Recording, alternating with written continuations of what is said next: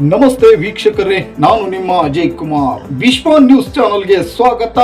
ಇಂದು ದಾವಣಗೆರೆ ಜಿಲ್ಲೆ ಜಗಳೂರು ತಾಲೂಕು ಬಿಳಿಚೋಡು ಗ್ರಾಮ ಪಂಚಾಯತಿಗೆ ಸಂಬಂಧಪಟ್ಟಂತ ವಿಷಯದ ಬಗ್ಗೆ ನಿಮ್ಮ ಮುಂದೆ ತಂದಿಡುವಂತ ಪ್ರಯತ್ನವನ್ನ ನಾವು ಮಾಡುತ್ತಿದ್ದೇವೆ.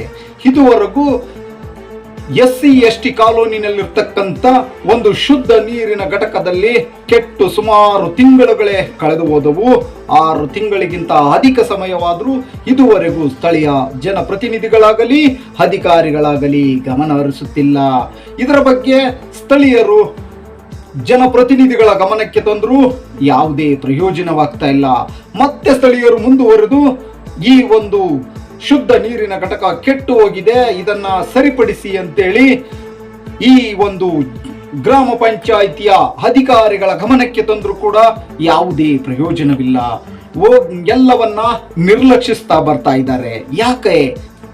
ಸರ್ಕಾರದ ವಿವಿಧ ಯೋಜನೆಗಳು ಅನುದಾನಗಳು ಬಿಡುಗಡೆ ಆಗ್ತಾ ಇದ್ರೆ ಇದುವರೆಗೂ ಯಾಕೆ ಅದನ್ನ ರಿಪೇರಿ ಮಾಡ್ತಾ ಇಲ್ಲ?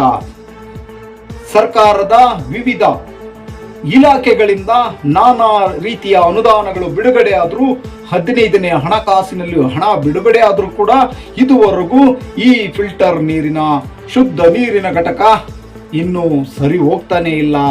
ಯಾಕೆ? ಸ್ಥಳೀಯ ಜನಪ್ರತಿನಿಧಿಗಳ ಮೌನವಾದರೂ ಯಾಕೆ? ಅಧಿಕಾರಿಗಳು ಯಾಕೆ ಮೌನ ವಹಿಸಿದ್ದಾರೆ?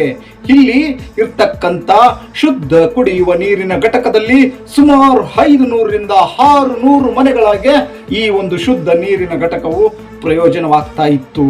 ಆದರೂ ಇದನ್ನ ಯಾಕೆ ನಮ್ಮ ಅಧಿಕಾರಿಗಳು ಮೌನ ವಹಿಸಿದ್ದಾರೆ? ಇದರಿಂದ ಬರ್ತಕ್ಕಂಥ ಆದಾಯ ಮಾತ್ರ ಬೇಕು, ಆದ್ರೆ ಇದನ್ನ ರಿಪೇರಿ ಮಾತ್ರ ಮಾಡಿಸೋದಿಲ್ಲ. ಕಾರಣ ಏನು?